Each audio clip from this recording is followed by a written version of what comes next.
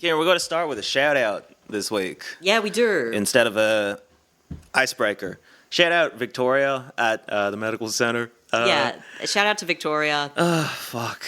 This is Splinter, I swear to God. Poor Yanni was terribly wounded on Friday evening. I made sure to have the most amount of pain possible getting it out because I was like, don't give me the anesthetic, don't give me the anesthetic. And she kept cutting it and she kept cutting it. I kept going, owie, owie, owie. No, I don't want anesthetic. Owie, owie. And then eventually Victoria's like, I'm going to give you that, though. I'm going to give you the anesthetic. So I already had all the pain from the nail being cut, and then I got the pain of the anesthetic shock in the hand, which It was a big needle. It feels like it's going all the way through your fucking finger. And then she got the last bit of the splinter that was breaking off in my finger out. But Fun fact, I gave Yanni my wallet to bite on for a little bit, which was quite funny. Is your wallet leather? Yeah, it is. And I got some like teeth marks out of it, which is pretty good. So now I've got that, which I find really romantic, actually. So I'm pretty jazzed about it. And I found it pretty good to bite on. Yeah, yeah.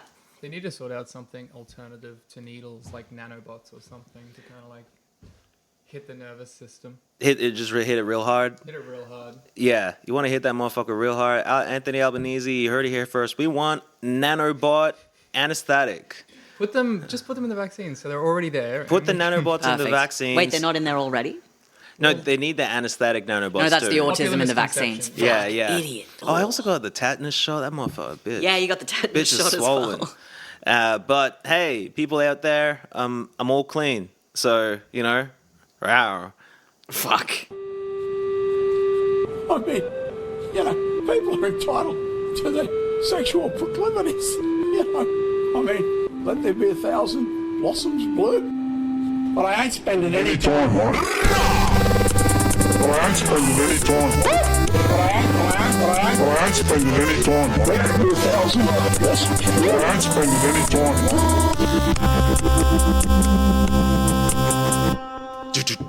There is a growl in that song. Not smooth. Hi, everybody. Hey, how are you going? Hey. Hey, Karen. Hi, Yanni. Hey, June. Hey, Yanni. Hey, June. Oh, we did it at the same time. Fuck. Yes, Jinx. And also, hey, Emma. Hey, Emma. Hello. Scrambling for the mic. Welcome to the second last Shouldn'ta episode of the year, where the part of my brain that structures narratives has been well and truly burnt out. We are at June's house. Thank you very much for having us, June. And the address is no. Everyone wants to join us. We're just gonna whip around a few topics that have been on my mind and in my chats, and we're gonna start with a little chat about corruption. Ooh. What do we think about corruption? Well, I love that shit. You love corruption? I love that shit. I'm not a fan. What is if you had to choose between corruption and decadence, what would you choose? Like for me, or I've asked the question. You answer it how you pick. okay, decadence. You're taking decadence? I'm taking decadence. I actually don't know what corruption means. I've been faking it. Yeah, and the thing Damn. about corruption is that it kind of means whatever you want it to mean. And this is the crux of the argument I had with a family member recently, which is most of the conversations I have with my family. But this one centered around corruption, right? So at the time, I think I was working on one of our Olympics episodes that we did. And I was talking with my family member about the levels of political corruption that fed into the Olympics and were part of why the Olympics is such a roar.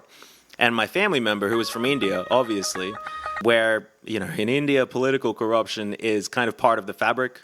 And so they were kind of balking at the idea that there could even be meaningful corruption in Australia, kind of being like, well, you know how it is in India. This is nothing. And to be fair, I've seen my extended family pay hella bribes just in front of me. I've seen my uncle pay bribes, and he's like, no, it was just the fee. And it's like the fee you just give the cop who pulls your car over because you're speeding. It's an understanding. So my contention was that the relationships and perks associated with corruption are just like legal and common practice in Australia. And so it's really difficult for something to be corrupt in a legal sense because it's just the way the country works. It really needs to be high profile and weird in some specific way for people to actually get worked up into a tizzy. Look at, for instance, Anika Wells. Ooh, Anika Wells, she's in the news. She's the Minister for Communications and Minister for Sport and is currently in trouble. Wow. She's had a very loud time since the election. June, do you know this lady? Yeah, know of. You know of Anika Wells. What do we think of her? I think low-key her lipstick game is fire. Well, she's pursing her lips, so it just looks like a red line in that photo. I can't really tell. It's just a little peachy. And I appreciate slightly peachy with the slightly tan skin. Right, the color. Yeah, exactly. She has had an extremely loud time since the election, where, she took on the communications role to go with her existing Minister for Sport role. During the Optus 000 outage this year, she was obviously at the speaker's podium a bunch because she's the communications minister. This is the second significant and egregious failure on the part of Optus. And so the Australian people got a little bit more familiar with her. She's also the face of the social media ban. In 1 week, Australia will become the first country in the world to ban under 16s from having social media accounts. It was the task of spruiking the ban that took her over to New York City. Now, she had to delay her flights to New York for the big UN conference to deal with this 000 outage thing, and we know how much it costs to book flights late notice. What's this headline we've got here? Jeez. June, would you like to read it or shall I? Prime Minister's office approved Anika Wells' almost $100,000 flights. Very sexy. So Albo's at this thing in New York as well. So he could have just done the presentation or whatever. Like, we've all been in high school and your presentation partner hasn't shown up. And it's just like, well, I'll just do the presentation. Yeah, it's fine. I can do both parts. Oh, she's sick. Her house was unable to make a 000 call and now her grandma's died. I don't know. So he had to sign off on the $94,000 bill himself to fly Anika and 2 of her staff to New York, business class. 3 people. So that obviously is loud, right? Like $100,000 for 3 people flying to New York. And people started diving into her register of interests, which is something politicians have to publish, right? It's to prevent corruption and promote transparency, Yeah. And it's, the whole world was kind of looking at the kind of things that she was flying her family out for and billing the taxpayer for. This included a birthday party, a ski trip, 3 AFL grand finals, and meals in Paris during the Olympics. And to be clear, none of what she's done is illegal. And to be clear, I don't care about that stuff. We talked recently about how silly laws are, and we're going to continue to disregard them when we're rating people's ain't shitness. Perfect. So in the fallout, I came across an interesting, infuriating article from Talia Lambert Patel of Women's Agenda, which is like a corporate-funded publication for professional women. Like, it's like Commonwealth Bank, big money, CEO style media. Successful people. So this headline here from the 8th of December is... The outrage over Anika Wells says more about us than it does about her. Thank you. That's it. It says more about us. And it makes the claim that our expectations of our political leaders to be workaholics is something that excludes women, specifically young women, mothers of young children, from being able to perform their roles effectively. Talia wants us to, and this is a quote, recognize that Anika Wells is doing her job well, which... Damn. I mean, she's not Anika... Anika shits or Yeah, whatever. she's not Anika Bads. Anika is doing the Wells job, but Talia says it's because she's creating conditions that allow her to both parent and perform, which is good for her mental health, which is good for Australia. Okay, cool. Sorry, I don't care. I think that's called trickle-down psychology. I think that is trickle-down psychology. It's also just the way things work, and that makes it okay. Here's Talia. The PM defended her, suggesting nothing Wells had done was strictly outside the rules. Ministers are allowed to fly business class. Their staff can too. When it enables their work, international travel for ministers is not a leisure activity, it's part of the job, and sometimes, because of shifting schedules or major events at home, that job requires last-minute changes that make already expensive flights even more expensive. This is true, and it's not unique to Wells, and it's not unique to Australia. I don't know a single country where a federal minister flies economy on long-haul international work travel with their team. And get good. You can just you can literally, when I flew long haul to Europe, the one time I've done that, I just fucking played Bejeweled on You got the blood like. clots. I got okay. I got blood clots because of a medication I was on.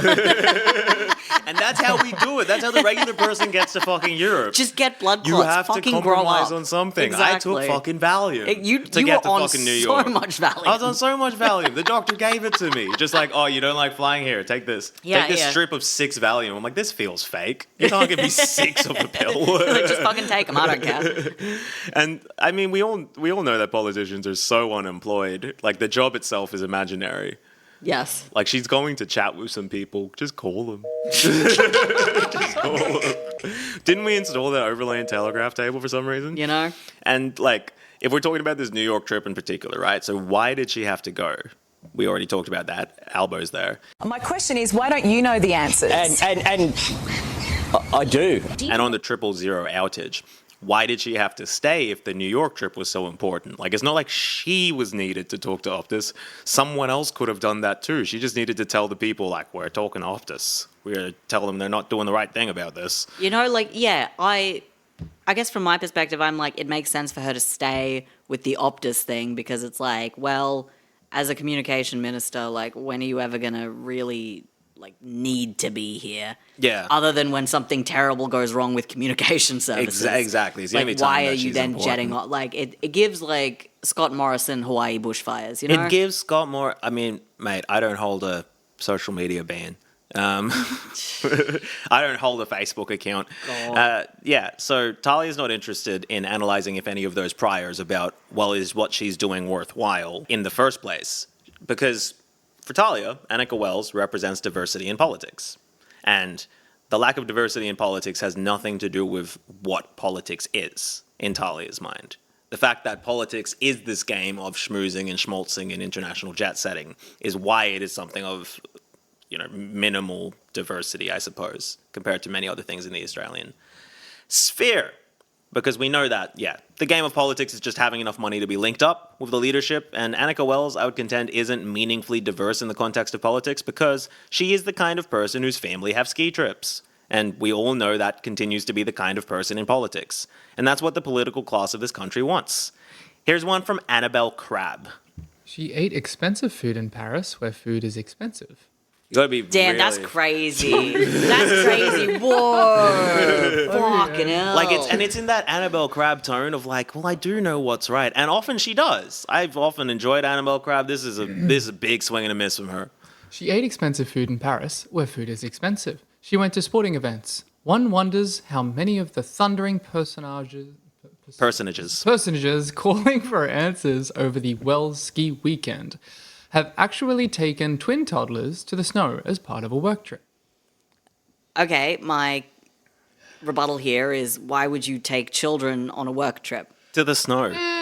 Like, I don't want to. I don't have kids. Maybe it was take your kids to work day, and Yeah, it just maybe she- happened that she had to go to the snow for that. Spare a thought for the mums taking their twin toddlers It's to the snow. Yeah, on a fully paid ski on a weekend. fully paid ski weekend. Just think about, somebody Fuck please me. think of the children. This is actually feminism. Is that Anika Wells gets to go to the snow with her toddlers? Yeah. This Yeah. is what we all wanted. This is They're why we did behind it for. You It's know?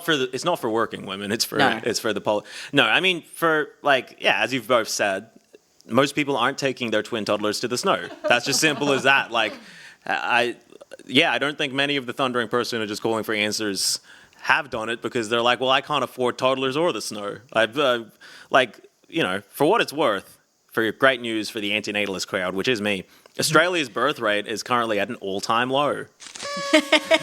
Woo! Can you guess which state or territory it's the lowest in? No. Oh my god. Well, there's 8 options. Can I say Canberra? I mean, that's the Because that's mostly a parliament territory. house. Territory would be Australian Capital Territory. There's more. Oh, than the no, sorry. Hang on. Can I change my answer to Australian Capital Territory? Australian Capital Territory, absolutely. I'm going to say... Great podcasting. I'm going to say... New South Wales.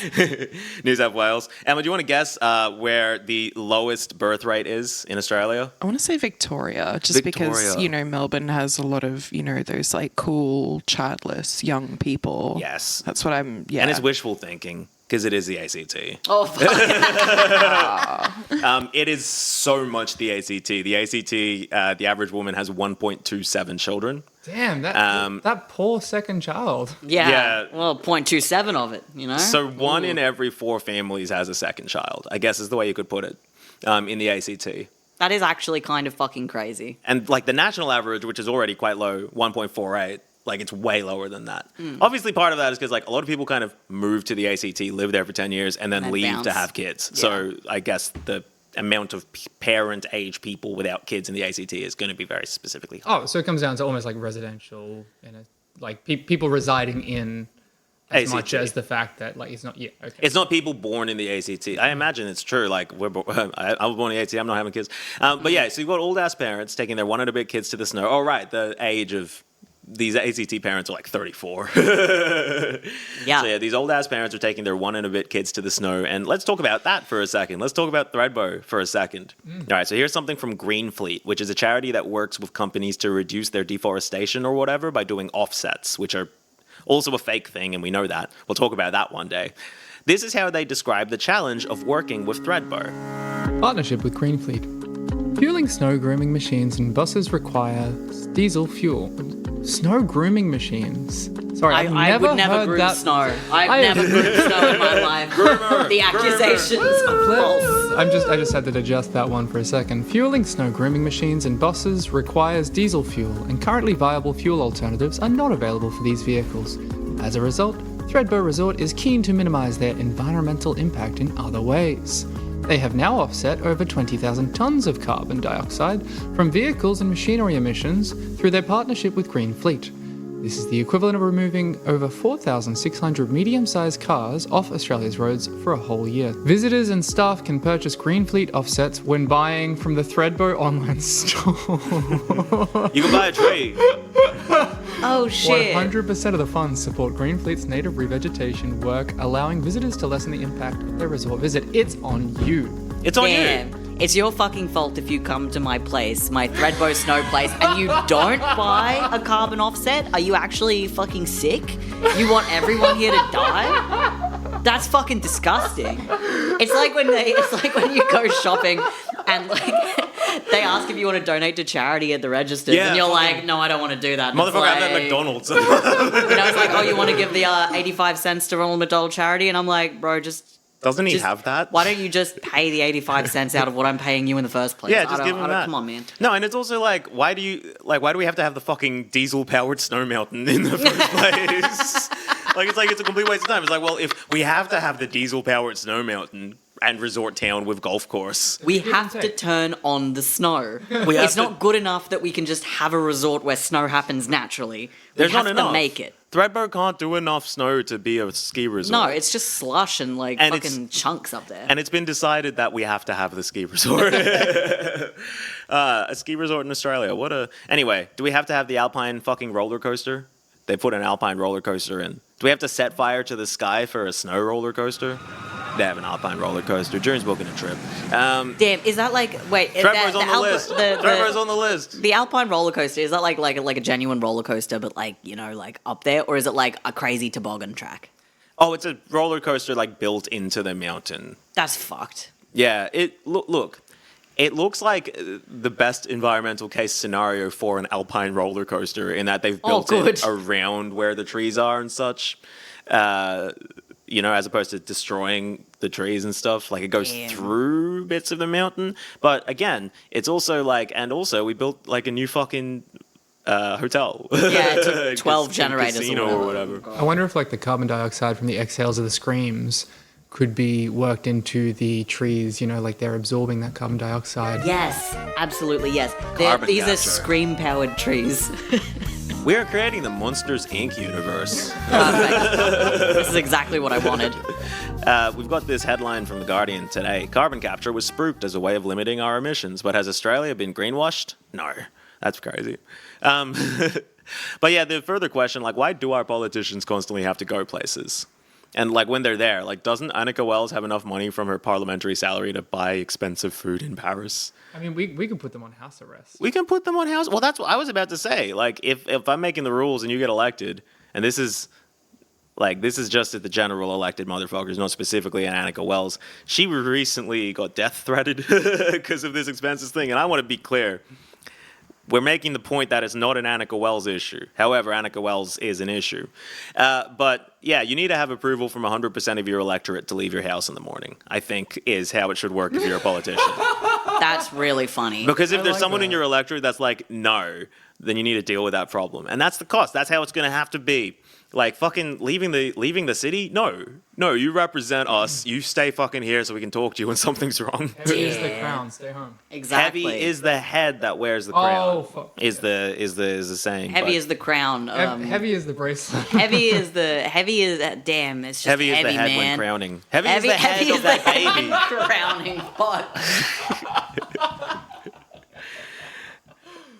But being serious, we just have to take as given that these trips all over the country and the world are necessary for the fragile balancing act of governance, and I reject that premise out of hand. Especially in a fucking post-COVID Zoom world or whatever. Like, come on, no. Yeah, it's the need same to. thing with like people going back to offices and stuff when you can very much do a lot of like the like office style work from home. Yeah. Like look, it might be a bit. No, you know what I am gonna say? The world didn't fucking like collapse over COVID. Like shit got like fucked up in a lot of places, but like we're all still here. Like it's fine. Yeah, everything's Like, fine. It fucking worked out ultimately. Nobody had to actually go like shake hands in person or like watch politicians do that stupid foot handshake or the fucking elbow handshake or all the ways that people were like, oh, we'll touch cheeks or whatever. I hated watching like, politicians and just be like, fist oh, we're bump. just gonna like, it just all of that shit was so stupid. Like, it was like, man, I don't want to see Barnaby Joyce do an elbow bump with somebody. Like, He's gonna fall over. He's so drunk. He's so drunk. They were trying to make a new kind of like, there's like those phenomena like selfies and things like that, of planking or whatever else. That's what it was. Exactly. It's just like, oh, this is the fun new thing. I also reject the premise of having a minister for sport. So, but I'm not religious, so I wouldn't get it. Annabelle and Talia are making a very good point in their articles. If you are willing to accept that all of this business as usual is fine and dandy and how politics is supposed to work. If you accept that, which I don't, but if you do, both of them argue, Annabelle with a lot of evidence, that the amount of scrutiny that Anika Wells is facing is disproportionately, and it's probably definitely for sexism reasons. She notes that the past 4 sports ministers have all had entitlements controversies. And both of the women, Bridget McKenzie and Susan Lee, resigned from their posts, while the men, Richard Colbeck and Peter Dutton, didn't. We covered Susan's resignation in our recent episode on her, conveniently enough, and Bridget McKenzie was absolutely hammered for the sports rorts affair, in which, money changed hands in questionable ways, but the male ministers who were also doing the funny money don't tend to have to step down.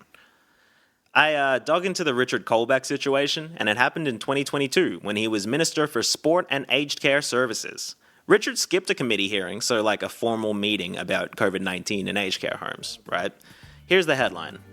Aged Care Services Minister Richard Colbeck defends going to the Ashes instead of a COVID committee. Bro, come on. So he's, you can see he's still sunburnt from it. I was going to say, this is a red man. He's been in the sun. He was copping it from all sides about being absent, not acknowledging a crisis, not taking responsibility. One of his most notable critics was then opposition leader Anthony Albanese. What is he demanding? Labour demands Richard Colbeck's resignation as government launches aged care death threats. The government is launching aged care death threats. Labour demands Richard Colbeck's resignation as government launches aged care deaths task force. Damn. Government launches aged care death force. Death force. Well, I mean, that's just what the police are, aren't they? I mean, to be fair, they got tasers out there. I was going to say, they'll just tase a grandma. Hey, your grandma. When do you want to read out? Actually, I need you to do this in the Albo voice. Yep, got it. Because this is, I got to hand it to him, an extremely funny, on the money Albo salvo. All right, let's go. The minister does not have any skills and he is not doing his job. Fucking killed it. Bangers on bangers on bangers. Does He's not just have any like, skills. this dipshit can't do anything. Albo was right in every instance, about this. And so was Annabelle. For instance, Annabelle points out that the war propaganda minister, Richard Marles, has spent about $3 million on army flights. Do you know the details of them? No. No, because of security reasons. Oh, of course, right. That makes sense. I was just like, damn. The scrutiny hasn't heightened to the level that Anika is facing because Richard can just be like, it's national security reasons. And everybody just goes like, fuck. I'm keeping our borders safe from our major trading partners. You know, the Chinese will slip in when we're not looking. I gotta be everywhere. Sexism is the reason that we're hearing so much about Anika Wells. And I think probably also social media ban stuff as well. But anyway, but the response of, but they're all doing this rich person shit. So what's the real problem, in my opinion, is a very cynical deployment of like rich people feminism. Like there should be a tweet article every week by Annabelle Crabb about every single one of these male motherfuckers and their corrupt bullshit. For instance, Don Farrell, the trade and tourism minister, an evil looking man with an evil sounding position. Oh. Eyebrows. That's a scary dude. He used the most family travel money over the past year. He used a couple $1,000s to fly him and his wife to a wedding in Canberra. The wedding of a press journalist, no less. Just to hammer home how deep all this corruption is. So fucking dumb. Don Farrell, a guy that I heard of, I think, this week, has been described in the past year as... ABC calls him the Godfather. The Saturday paper says the man who really controls Canberra. The Australian Financial Review calls him the second most covertly powerful person in Australia in 2025. What the fuck? Who is this guy? Don Farrell. I think we should pencil in an episode about him at some point. Yeah, I reckon so. But yeah, so he's used a lot of this money. He's going to journalists' weddings. It's like, oh, that's just corruption on corruption. So what is well, this? I mean, he's just doing what Albo did, going to fucking Sanderland's wedding. Going to fucking Sanderland's wedding on the public dime. Let me throw this at it. No. Oh, it doesn't work. You're right. It's broken. What's wrong with you? Well, today I'm not allowed cigarettes or coffee, remember, because I've got a little thing going on. So the situation, what it says about us, to use Talia's framing, is that the Australian people don't perceive obvious corruption as corruption because it's been completely legalised. The principle I keep seeing used to justify the travel, other than it's completely within the rules, is that the travel has to constitute value for money, and that was deemed to be true in all of these cases.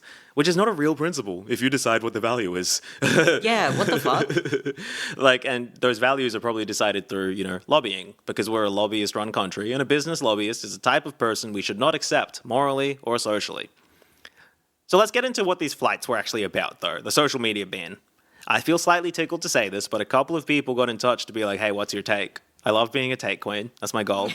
I think there's a few perspectives which I'm trying to look at it with, which I've spoken about with both of you, actually. Mm-hmm. And first is the effect of the mental and social health of kids in the world where the ban actually works. More on that later. We'll get to that at some point. But in the world where the ban works, the following is an opinion. Social media is violently toxic to a kid's brain. The corollary to that opinion is this is true for children because it's true for everybody. So I think it'd probably be good if everyone was off social media, and I take issue with articles giving parents advice on how best to talk to their kids about the ban without saying perhaps you should also get off social media and you can be an off social media family. Some people have expressed fear that kids will disconnect from each other without social media, but this country's children are already profoundly disconnected from each other. And I think that's probably, in many cases, as a result of internet and social media. Recently, a University of Melbourne study found that youth attempting suicide, self-harming, or having suicidal thoughts has spiked, although they seem to be getting worse at actually doing it. Oh, okay. So more attempts, less successes. More attempts, less successes, as it were. But they are, considering killing themselves more than ever and at younger ages. Yeah, actually, I feel like I saw an article somewhat recently where it was something crazy, Kids Helpline said 6-year-old or something, and I was like, what the fuck? Kids Helpline said they had a 6-year-old call. And on the premise that interpersonal connection in the actual physical world has positive impacts on somebody's mental health, a bunch of people being off social media could be, on balance, beneficial. Could. If it works. I read a couple of articles from young people with disabilities that have found a lifeline on social media, and this makes a great deal of sense and is a extreme manifestation that serves as a wonderful example of what it is that social media is purporting to be able to do. Because obviously, if it's profoundly difficult for you to physically attend things or go places, you can naturally see the benefit of a way to communicate with a large group of people without having to go anywhere. So on the one hand, I hope that in my magical utopian world where all the kids are off social media and they're more connected to each other, they're going to start going to people's houses more often. But you'd have to see, maybe an investment in public transport would be the corollary to the social media ban. And free buses everywhere. It's like, the kids, you can't go on social media, but you can kind of go anywhere in the city really easily. That's something that could be done, not what's happening. But yeah, it seems like a community-focused way to do it is instead, we're going to come to your house all the time. if the plan was to create a better world rather than create profit for social media giants and advertisers. But obviously that's not the plan. All of Australia's mental health organisations, the major ones, Beyond Blue and such, signed a statement saying the sudden banning of a certain cohort of people would have flow-on effects felt in headspace waiting rooms throughout the country. That is despite all of them agreeing that the situation as it stands is atrocious. Here's Professor Joe Robinson from Origin, who are a youth mental health research organisation who were involved in that study earlier as well. She found that more than half of the 3,500 plus people surveyed had been exposed to suicide-related content on social media, despite just 19% of people having actively sought it out. This was worse for young people with experience of suicidal ideation, self-harm, and suicide. About 2/3 of people said it worsened their mood.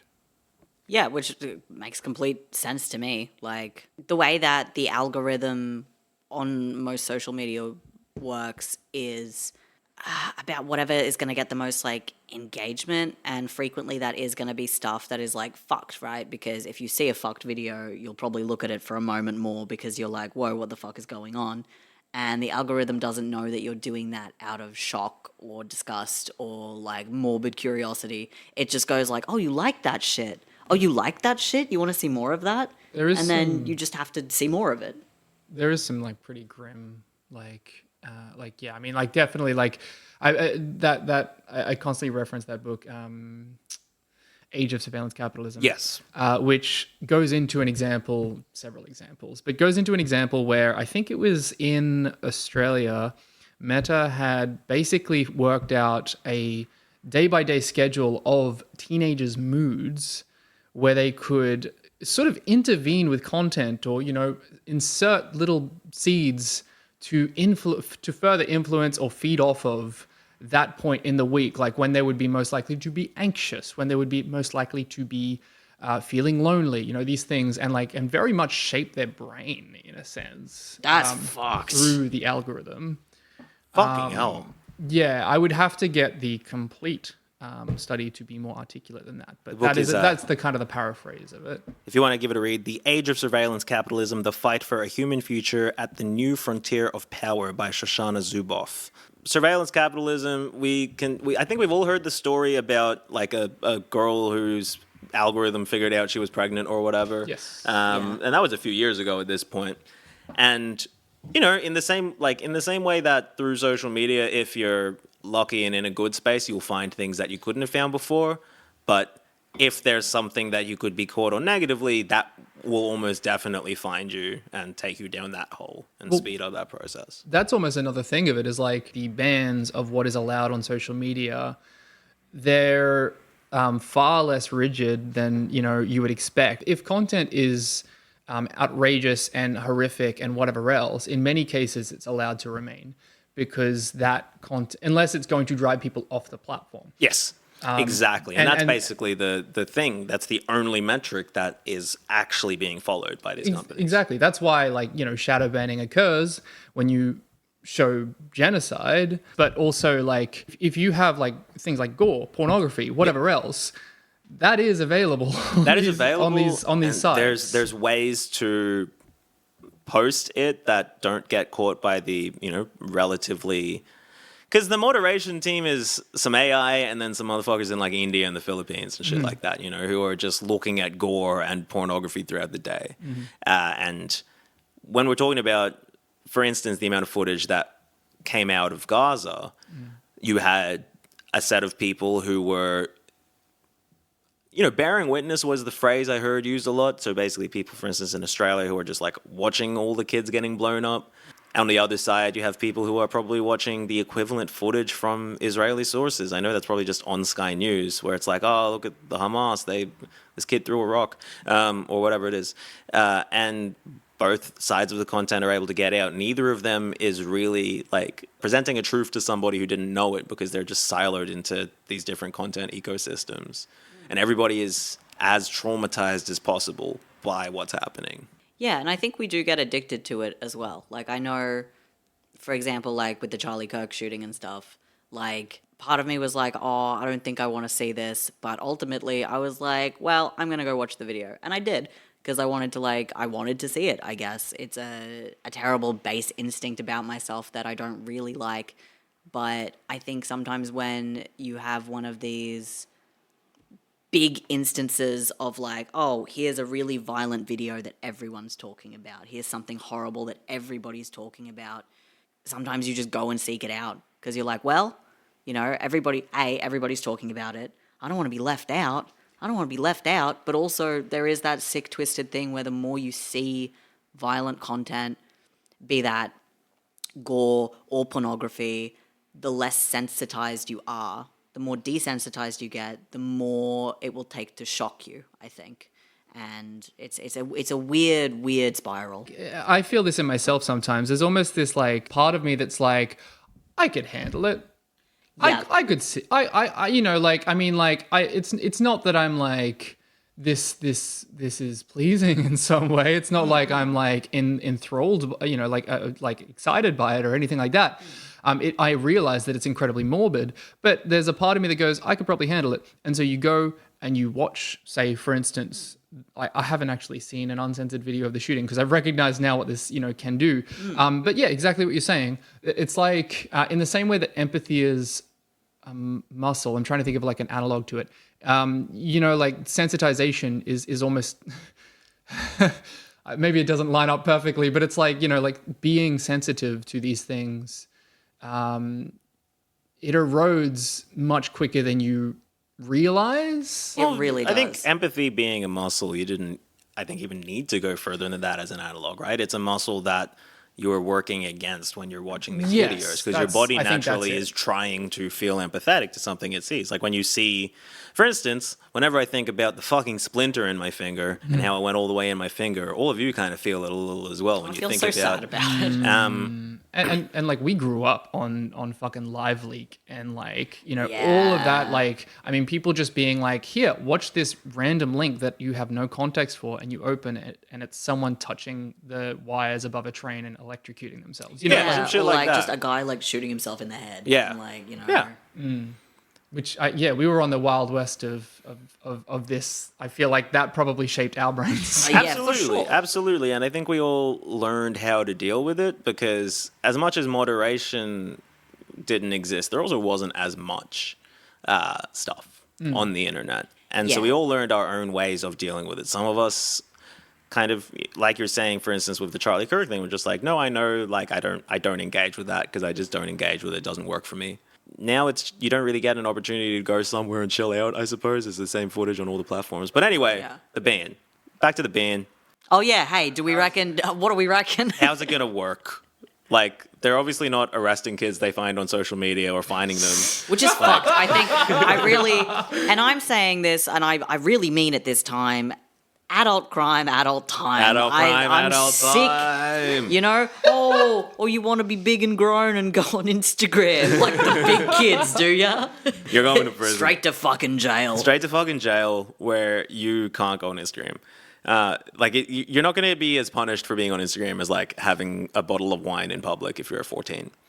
You know, a passing police officer will have a chat with you in that circumstance, I have to imagine. Yeah. So there's this extremely facial recognition thing that's obviously not going to work. We all know that. The Guardian's also, already talked to a 15-year-old who's like, I went to do the facial recognition test and it immediately said, oh, looks good. Because I think adults don't realize that technology hasn't got as far as it seems to them it has. Yeah. For instance, facial recognition. Yeah.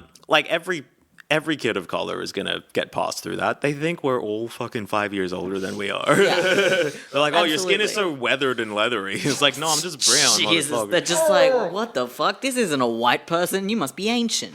There's also the like kids can go elsewhere side of things. There's all these boutique and foreign social media apps that are gaining popularity. I don't see that working in the long term kind of on the premise of social media because if it's small, it sucks as a social media. And then if it's big, it gets noticed and then they just whack-a-mole it.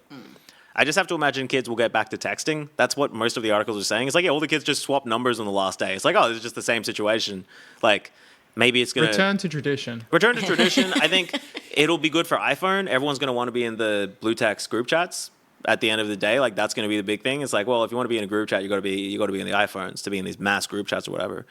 But obviously, there's 4chan, which E-safety, Yeah, and that one's the safest one, I think. the E-safety commissioner has specifically said will not be impacted. Oh, glorious.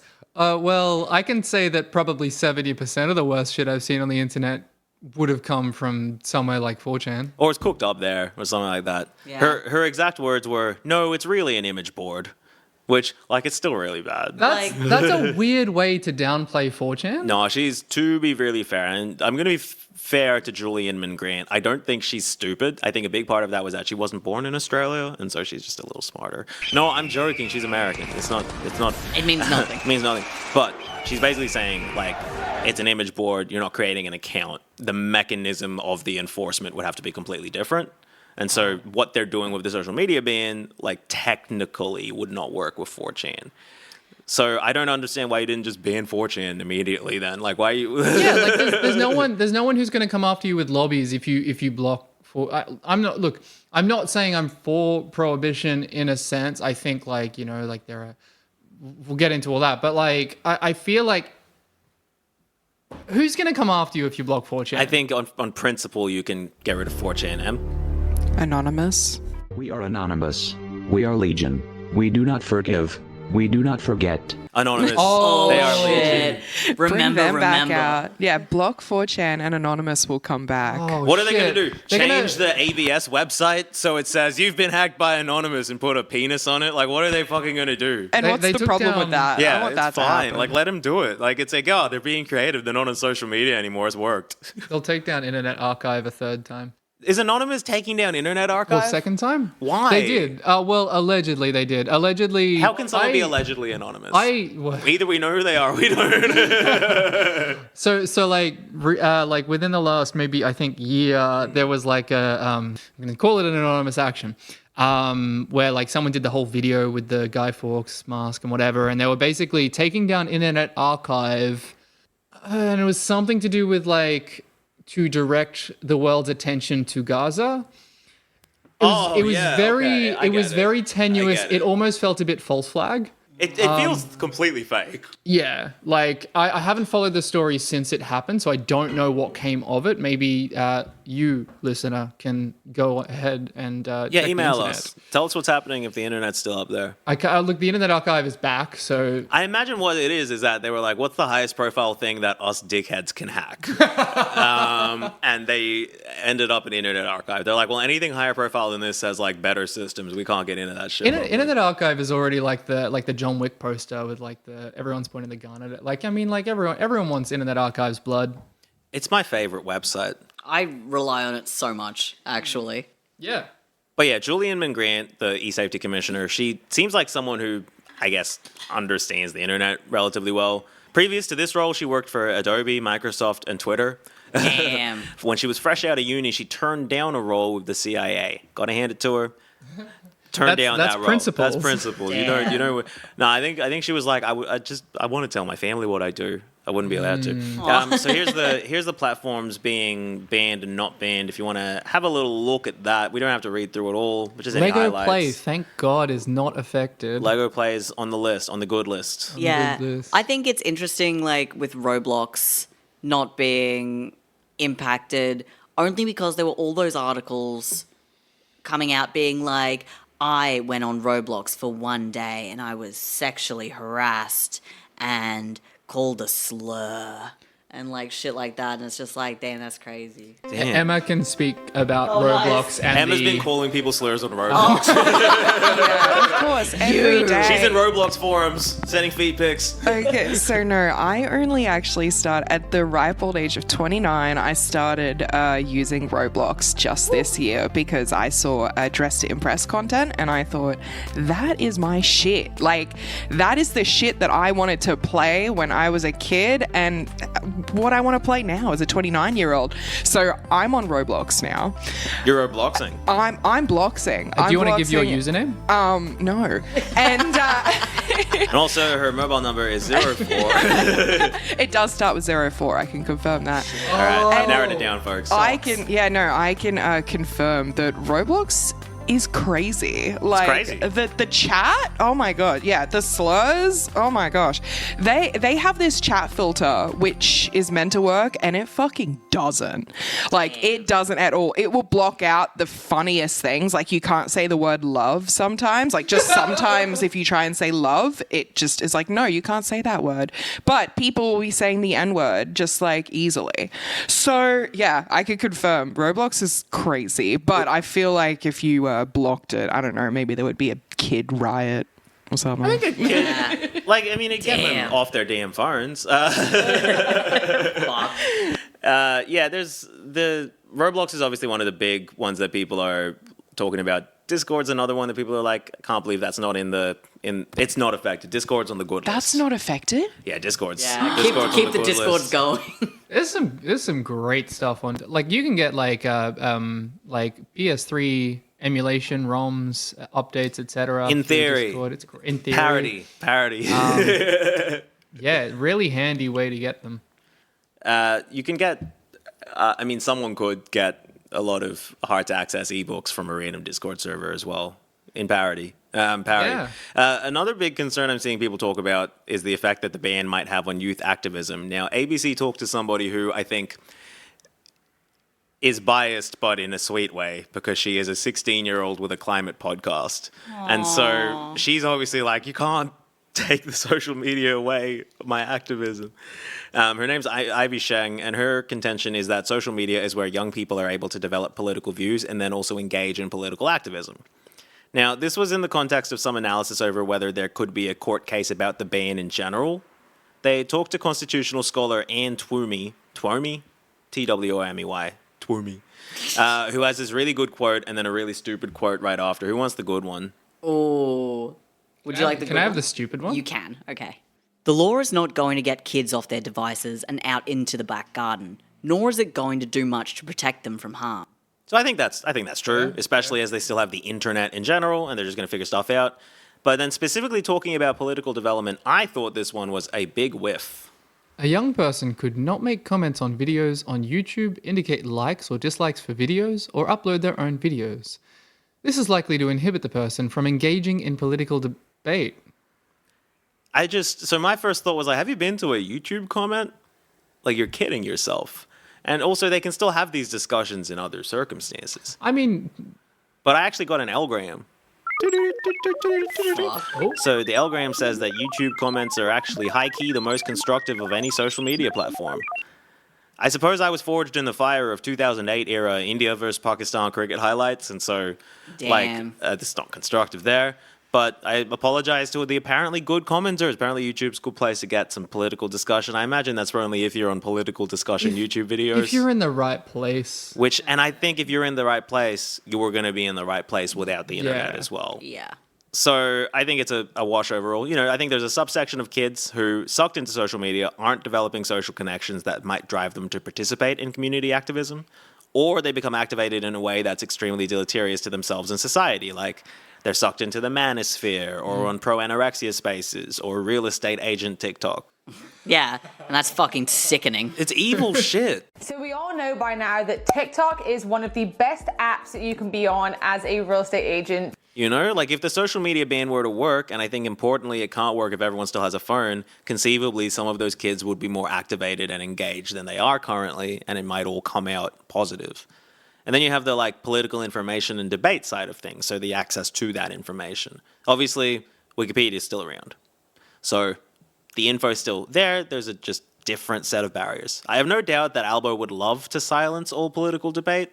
He finds that very boring. People like debating him, asking him questions, asking him to explain himself, asking him for any information. Dude just wants to be PM and people have all these things to say. They have all these requirements for being the prime minister. So obviously it does have the potential to reduce what kids can learn about online, but we'd be back, I guess, 15 years ago where you'd have to go seeking that to get the information. There's no algorithm to serve up the news to you. So I guess you have a selection of children whose algorithms have detected that they're interested in like justice or world atrocity content or whatever, and they're not going to learn about the world as widely in theory. I posit that those children are probably, for whatever reason, they they're still in a point of having quite a lot of curiosity about the world, and that's driving the algorithm to serve them that content because it's what they're interested in, and they would probably be doing that in some other context. I think, being hopeful. Again, if the ban were to work, if they add Wikipedia to the social media ban, I think that's the problem. That'd be crazy, but they won't do that. Did I miss that on the list? They've added Wikipedia. No, they haven't. I'm saying like that would be when they start getting into like 1984. That's it. You Hey, know? we're living in 1984. Where it's like I thought if this was 2025. If you're a 14-year-old boy and your entire feed is sports, money, and bad bitches, then suddenly all that disappearing might increase the opportunity that boy has to just make friends with a real girl. Or hustle. You need a hustle. Hey, the good things that come to those who wait is what's left behind by those who hustle. That's what they say. Whoa! Yeah. Anyway, who knows? I wonder if you'd see kind of a shift in activism focus away from global big issues back to local issues, given like in the theory that level of energy and engagement is still there without as much content from around the world. I don't know. That's just kind of spitballing. I don't know if this is I guess this doesn't really answer your question, but it makes me think like I don't have any statistics or anything to really kind of like answer this question. Just like how many young people are exposed particularly to the genocide on Gaza by Israel. Like how many young people have been statistically exposed to that and what percentage of, I don't know, where am I going with this? Like, well, I think you're articulating how it isn't really as simple as like, yes, social media, no social media, yes, information, no information, right? Because we'd be trying to compare how many children are being exposed to information about what is happening in Gaza and in quite explicit ways that activate them, compared to a situation where there wasn't any social media in Australia, but there is still social media in Gaza and that info is getting out. And then again, are we comparing to a situation which would be more like 40 years ago when there's nothing coming out of Gaza? And so no one in Australia can find out about it. Like, it's not as simple as, I think, just the social media accounts, like the entire infrastructure of the internet, what the infrastructure of the internet is over there.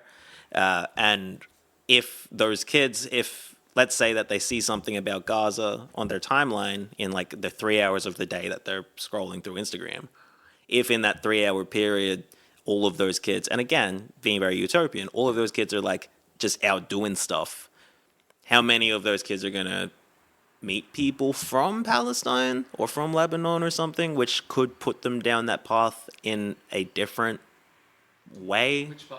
The path of knowing what's happening in Israel, I suppose, knowing the truth about the genocide, the truth about the settler state.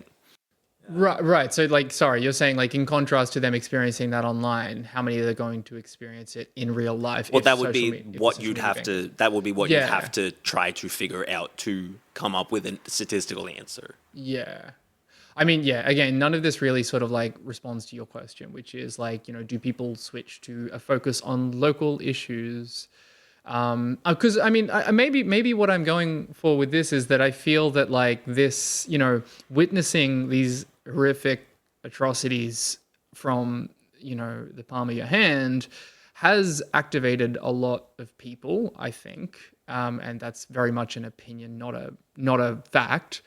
Like people that I talk to who have become more involved or just at least sort of like, I don't know, are at the very least picking up books, reading, you know, like just kind of trying to pay attention to what else is going on. Would that not also contribute to a local level? I mean, like there is like a holistic but effect. there's no, I don't know if there is necessarily a holistic effect. I don't know necessarily that there isn't. I'm not saying that. Oh, no, and I don't have any facts to, like, we don't to have verify any like of this. bombs falling on people here. But we do have a lot of like homeless people. Yes. Right? And there's no one marching in the streets about housing issues. The March for Australia people, when they're like, oh, immigration, we weren't going to be able to buy a house. It's like, well, you haven't been out here talking about people buying second properties. You know, no one's going against like landlords and stuff. And also people in Australia have pretty much zero ability to impact what's happening in Gaza compared to their ability to impact what's happening in their community. Now, I don't think one is better than the other, and I don't think it would be easy to not feel activated seeing what's happening. Like, I'm not on socials, so I very occasionally see the bloodiest of the things, but I'm mostly just like reading and hearing about it rather than But you're watching engaged videos. already in reading. Yeah, and I guess I also trust a lot of people who have been like, I guess they are feeling like the main part of their engagement has been because of witnessing the atrocities. One, I don't know how much that's offset by people who are like, I'm not going to engage with the news in general anymore because there's just atrocity videos all the time. Like, there's a give and take there. The other thing is I kind of trust those people to have, in the hypothetical world, got there somehow anyway, because I think it comes out of curiosity that's been activated through something happening. But do you think, like, in the sense that, like, okay, no social media anymore, people focusing on local issues, things are, as you said, like you kind of alluded to, with the homeless situation, with the housing situation, with the, property hoarding and so on, like, things are not good. Yeah. But people can get by with a level of numbness. Yes. Which I feel like, various sort of things, events, phenomenon over the last, particularly like 5 years, due to the rise in social media, the way that it's kind of proliferated, people are, realizing that they can't just sort of sit around. It's like it's building that steam slowly over time. It is happening slowly. I don't know. I feel like if in a situation without social media, would people not just settle back into the numbness? Well, what's social media doing but numbing them? I think a majority of people. I mean, I guess I can only speak from my own personal experience. It did do that to me for a while, and now I'm basically off it, and I'm trying to do actual things in the real world. Like, yeah. I think there's like a string of different like events, like a pipeline, if you will, that needs to happen. Like, it's not just like as simple as the one thing, but it definitely like helps to have that spark. Yep. That triggers you into, and I know what you're saying, like, maybe there would be a situation where they would find their way there anyway. Yes. But I guess, I don't know, I can't help but see there is like a rise in at least, and I fucking hate like awareness, but like there's like a rise in awareness of like, okay, this is not going away unless we do something. Because of the the online presence, because of the social media proliferation of these things. I guess it can't begin and end there. No, and I don't know how much that really stands up to scrutiny when we talk about the last time there was a big global anti-war movement. That's 2003 going to Iraq. Those demonstrations in many places are of similar scale to the demonstrations we have going on now, and they were organized pre-social media. Pre the existence of social media in general. That's true. And those were massive. Like, they were restless kids through the streets. And actually, I have a picture of one of the anti-war marches in Iraq, right? Like, those kids were there then. Their parents got them there somehow.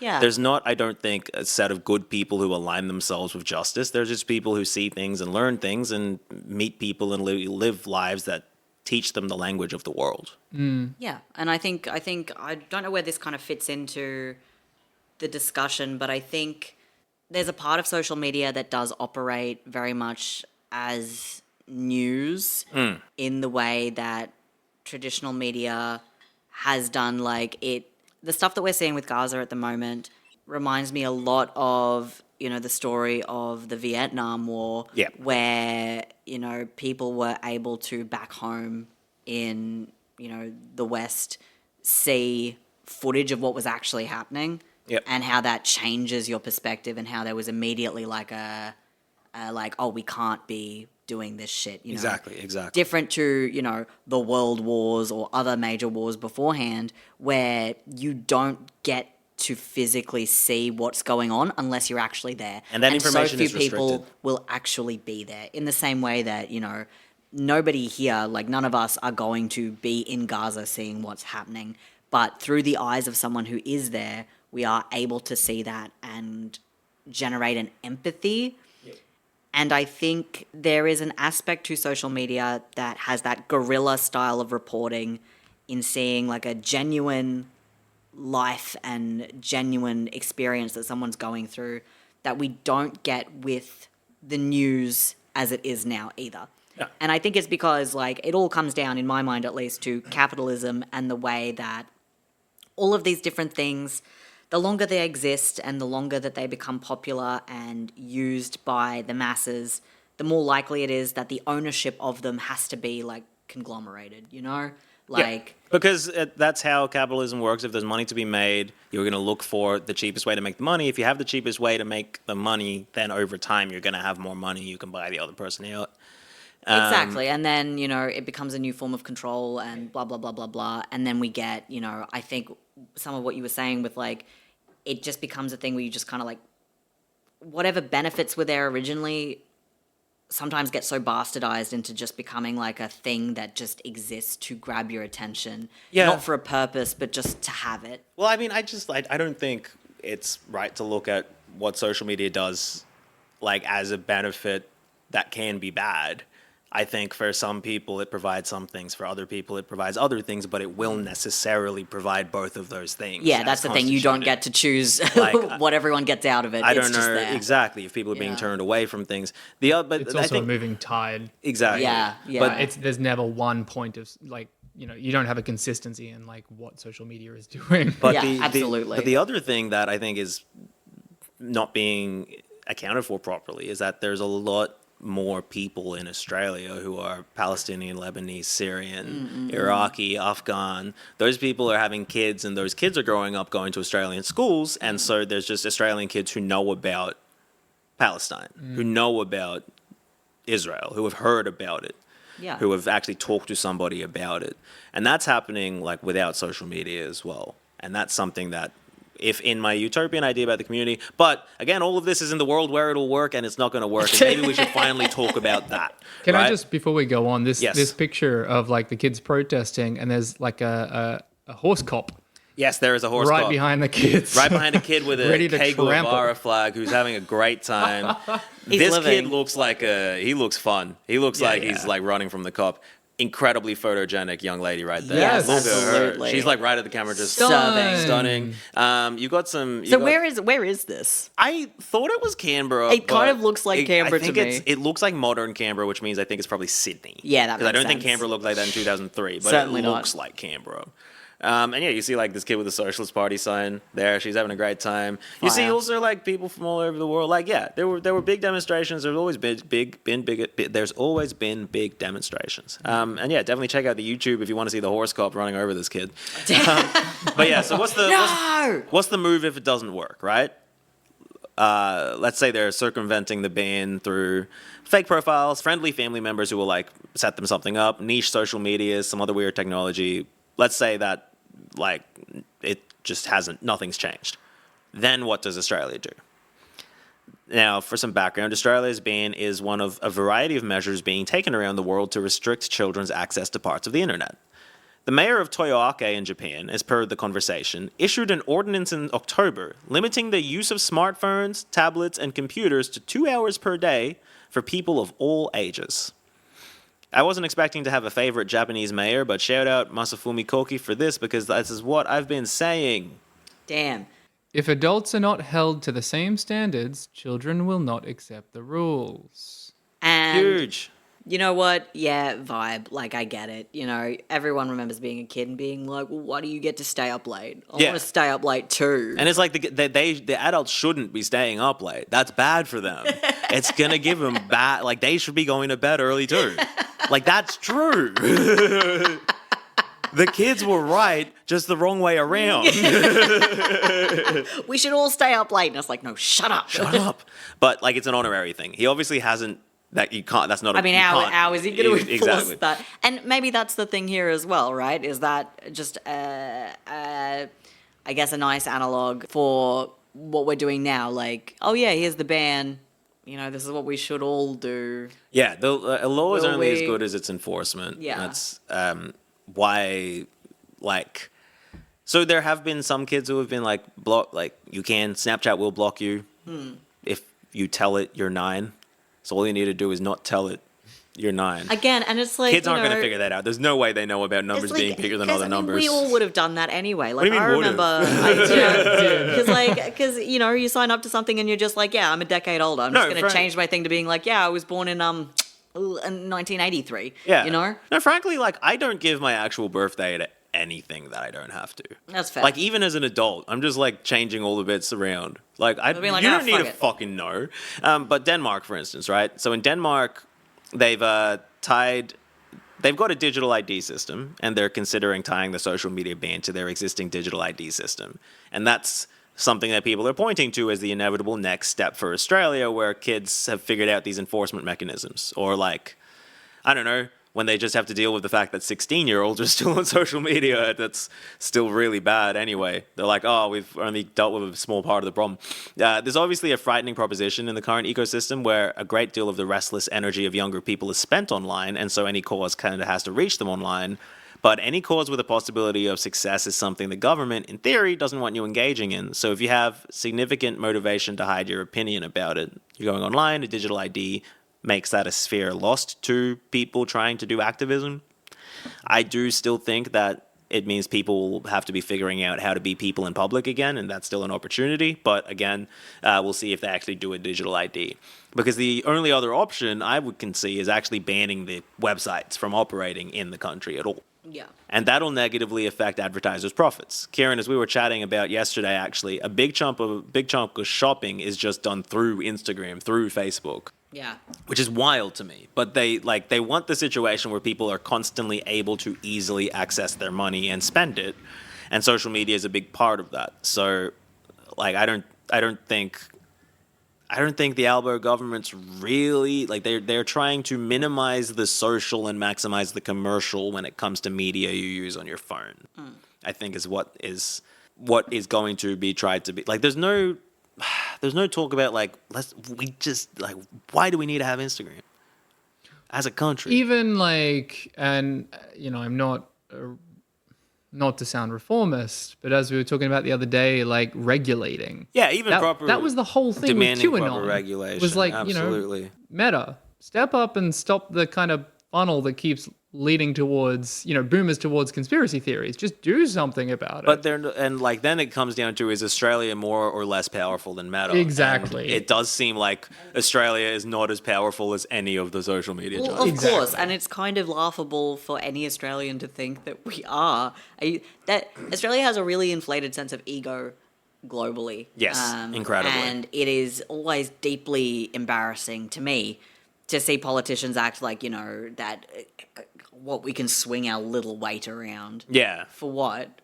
For we're what the funny fucking ones reason? down in the south. Like, come on now. And grow up. Like, I think as a consumer culture, it's like, yeah, Australians consume a lot compared, like, the average Australian buys a lot of shit. It's still, there's like 27 I was going to say, million there's of like us. fuck all population. There's here. more people in fucking Delhi. Like, know? let's be real. I've got a note here. If it's 9:30, end episode now. However, it's not, so we'll do our little coda. Fuck yeah. I love it when it's not 9:30 and don't end episode now. Go. That's my favorite time. Let's do it. So the main character syndrome that social media fertilizes and nourishes is, in general, why the novel is a bourgeois form. Oh, okay, here we go. So let's round out with a little talk about a novel that many Australians of my age were made to read in school.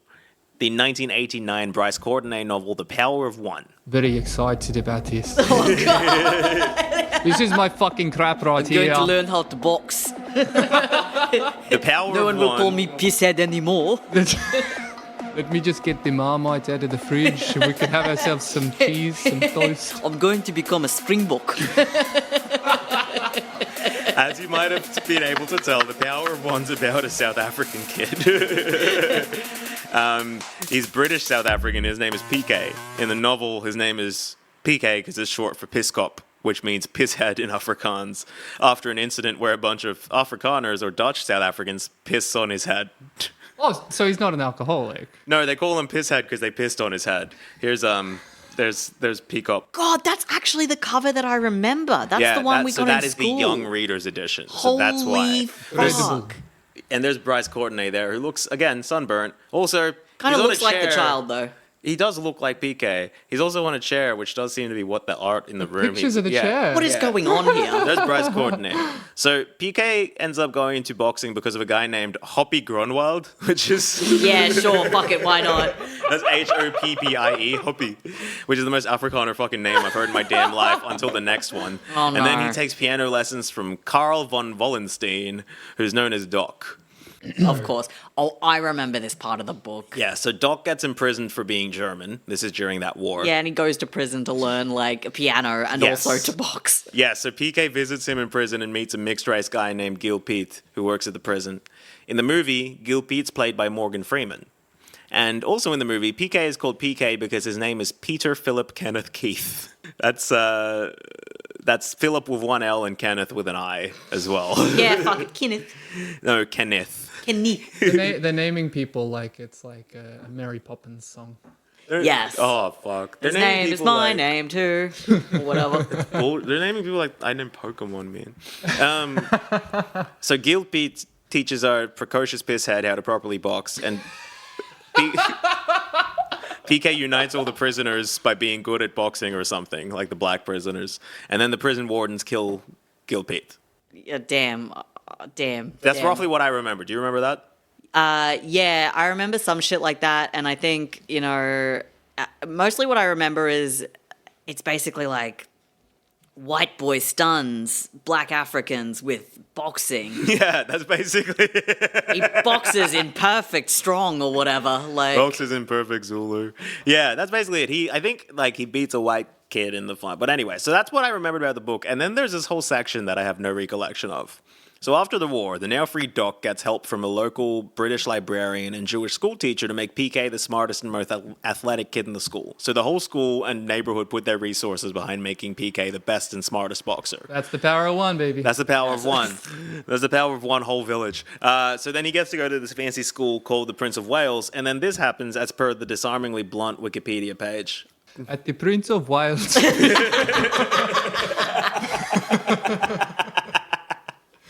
PK partners with the son of... No, I'm not going to keep doing it. With the son of a Jewish millionaire, Jaime, Maury in American versions, Levy. They pull off many scams to earn money, and PK joins the school's failing boxing team. Jaime becomes PK's manager, and they pull off the school's first win in many years. PK starts boxing lessons with South Africa's famous Solly Goldman. He then faces Gideon Mandoma, the son of his beloved Zulu nanny, and defeats him, cementing the title of Great Chief. Jesus Christ. Great Chief Piscop. Jesus Christ. So he does a bunch of schemes with his Jewish millionaire friend. Then he beats the black kid up and becomes the chief. And he's the new chief now. Damn. Damn, that's crazy. Beautiful. They're like, oh, yes. He then works in a Zimbabwean copper mine. He meets a guy named Rasputin who gives him all his money. And the novel ends with PK beating up the guy who pissed on him in high school. I think every novel And the moral should, of the story, never piss on someone in case you're prepared to cop it. Exactly. Just in case you didn't know what the moral of the story was, he carves the Union Jack into the bully's swastika tattoo. Because the moral of the story is Britain is the best and saved the world. And then he walks off into the night. Like the last scene, he walks away. So The Power of One is Bryce Courtenay's second most impactful work. Oh, no. Emma, can either of you guess what his most well-known creation is? Is it that one with the cat on the front cover? Dr. Seuss? No.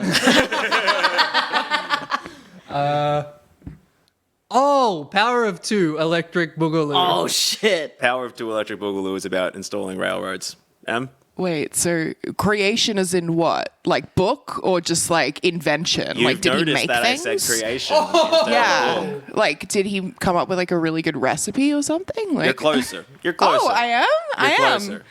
If you guessed Louis the fucking gangster fly from the Mortein commercials, That's congratulations. crazy. Louis! You've got the most enduring Bryce Courtenay hit from his advertising producer days.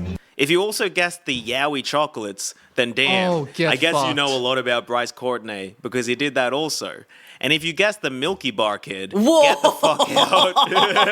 That kid is responsible for maybe 10% of bullying in schools. Because if you're the blonde kid with glasses, you're the Milky Bar kid. You're fucked. That's Bryce Courtenay's fucking fault. Holy shit. And if you guess the Bunnings Warehouse jingle, you're wrong. Oh, God. Don't fucking scare me like that. The McDonald's I'm Loving It song. I love crack. Dead. Yeah. Puff with a hand shine with the. Anyway, so Holy those shit. are Bryce Courtenay before he wrote novels about being a poor British South African bullied boy. Made all this fucking advertising. I mean, the Yowies. Yeah, he's got some appropriation. He's got some turning away from the natural world. He's got the abomination of milk chocolate. This is one of the worst ever dudes. But anyway, that's crazy. That's the episode. As is the nature of these things, as I was writing this, more happened with the expenses scandals, and then between recording and releasing, I imagine more things will happen, but not with Bryce Courtenay because he's dead. In the words of Horse ebooks, things happen so much. Oh God, things happen all the time. I fucking miss Horse ebooks. Used to love looking at that shit. I believe that. Everything happens so much. Everything happens so much. Anyway, I have this kind of unflattering picture of Albo. Oh wait, can we, Jamie, pull up the photo of Elbow wearing the Radio Birdman shirt? Are you Radio Bird? This is his. I like Australian bands. He's such a fucking dork. Bird man, they're like a 70s. If you have a beard and you frequent record stores in your 50s. Damn. Yeah, here you go. Look at his. He's like, wow. This fucking goober. I love, and this is so off topic, I love when he's just like, oh, here's my triple elbow hottest 100 or whatever. I talk about this with Yanni so much. And fucking puts his own little list out, and I'm just like, oh, you salty little dog. This is You're not publicity. Obama. You're not Obama. I know, it's so funny. It's so funny. You're simply not Obama. It's so funny. Every single fucking look at this fucking guy. Like really, just fucking look at him. You know. So that's Albo. That's Anika Wells. Any final thoughts? Gosh, I think what is there to even say? I think June, you really summed it up well with the Horse ebooks quote, which everything just you know, things just keep on happening. I mean, it would be. We can continue to hope that one day we address things from a material basis instead of simply blocking people out of things and expecting the wheels to keep turning. That's hard. I don't like it. Ruh-roh. Yeah. Yeah, I mean, maybe. I'm very weirdly optimistic about the social media ban, even though I don't think it'll work on a technical level. I think the fact that this is a national conversation now, I can't believe I'm saying this, but I hope that it means that more people will end up off social media than before the ban. I mean, y'all were talking about this in a previous, we need a roadmap to get off. Yeah. And we do, regardless. If this gets 10% of people off social media in general, if just through the conversations that happen, people get exposed to, oh, well, it, makes you dumb and evil, then yeah, I think also when it comes to activism, I think if that happens, that does represent an opportunity for people who, I imagine not being on social media is probably a far end of the political spectrum thing. And yeah, it could present an opportunity. Again, in with the understanding that I am not convinced of its physical, its technical viability. And I assume the next step would be IDs. I think it's going to be very messy. And I think it's going to be very all over the place. I also feel the implication of IDing people, removing anonymity. I know we've spoken about this off the record. I personally feel that although anonymity,